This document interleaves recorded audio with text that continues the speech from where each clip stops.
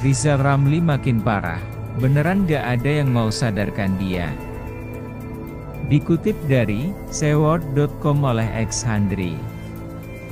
Tapi sebelum kita lanjut, intro dulu guys.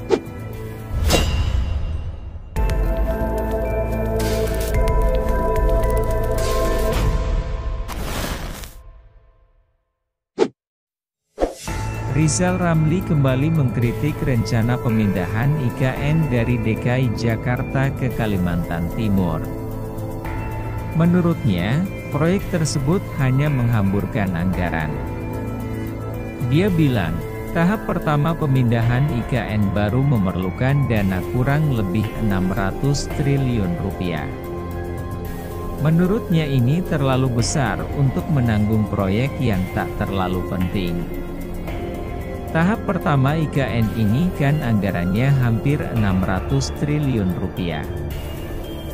Nah, bayangkan itu. Jadi, itu cuma mau meroyek doang, kata Rizal Ramli. Mumpung masih 2 tahun lagi, ada duit 600 triliun rupiah di sektor itu. Pengalaman di Indonesia, minimum 20%. 120 triliun rupiah, bahkan markup-nya lebih kadang-kadang. Di banyak proyek pembangunan infrastruktur ini bisa 30%, katanya lagi. Rizal Ramli menduga, IKN dibangun bukan untuk masyarakat lokal, melainkan untuk warga asing yang ingin membuka usaha atau tinggal di kawasan tersebut. Jadi mau ada manfaat atau enggak, mau ditinggali atau enggak IKN-nya, mereka tidak akan peduli. Jangan-jangan negara lain yang duduki IKN dengan cepat. Jadi, saya yang mohon maaf, ini proyek ngada-ngada, diadakan supaya bisa dapat proyek, katanya. Narasi yang dilontarkan Rizal Ramli ini sama dengan Edi Mulyadi. Edi sempat menyebut IKN akan dibangun dan dihuni oleh warga RRC. Yang dilakukan Rizal Ramli ini mirip, meski tidak menyebut nama secara spesifik. Tapi kita tahu apa yang ingin disampaikan olehnya.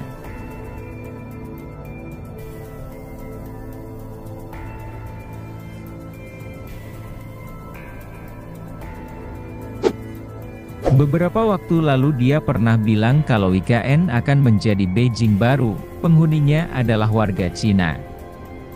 Jadi apa disampaikan oleh Rizal Ramli dan Edi Mulyadi pada dasarnya adalah sama. Yang pada akhirnya kita bisa menduga bahwa mereka ini satu komplotan yang kompak menyerang pemerintah dengan isu dan angle yang sama. Bedanya adalah Edi berlagak berani sehingga tanpa sadar bikin warga Kalimantan marah besar dan berakibat dia ditahan. Ini yang menarik dan sangat mengocok perut. Rizal Ramli menghibur kita semua dan mengingatkan publik agar jangan khawatir. Pasalnya, jika pada Pilpres 2024 nanti dia menang dan jadi presiden, dia berjanji akan membatalkan proyek besar tersebut. Tapi kalau tidak pun ini kan cuma 2 tahun lagi. Nanti presidennya yang baru insya Allah Rizal Ramli. Kita batalin proyek ngada-ngada ini, kata Rizal. Hahaha. Kita lanjut sampai ujung alam semesta ya. RUU IKN sudah disahkan, artinya mau siapapun presidennya, harus dilaksanakan karena ini program strategis yang berkesinambungan kecuali mereka menang gugatan dan UU ini harus dibatalkan sepenuhnya. Kalau hanya modal ngomong batal-batalkan UU jika jadi presiden, anak kecil juga bisa ngomong begini. Apa yang dikatakan Rizal Ramli ini juga mirip dengan Anies Baswedan saat kampanye. Cuma modal koar-koar yang penting tampil beda. Apapun yang dijalankan pemerintah saat ini, akan dibatalkan demi melampiaskan dendam sakit hati masa lalu. Dulu Anies juga gitu. Tolak reklamasi, tapi nyatanya terbitkan hampir 1000 IMB di Pulau Reklamasi. Mau bangun hunian terjangkau, tapi rakyat menengah ke bawah akhirnya gigit jari tak sanggup beli. Dulu sesumbar bisa atasi banjir tapi malah muncul konsep aneh kayak sumur resapan, naturalisasi sungai, air masuk ke tanah dan lain-lain. Prinsipnya adalah yang penting tampil beda duluan. Bisa terlaksana atau tidak, apakah bakal blunder atau tidak, itu urusan belakangan.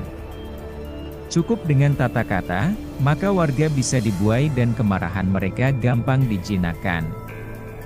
Rizal Ramli juga begitu polanya. Mirip.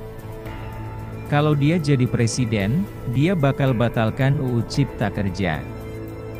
Bakal batalkan pemindahan IKN. Tugasnya jadi presiden seolah hanya untuk bersihkan kerjaan Presiden Jokowi yang sebelumnya.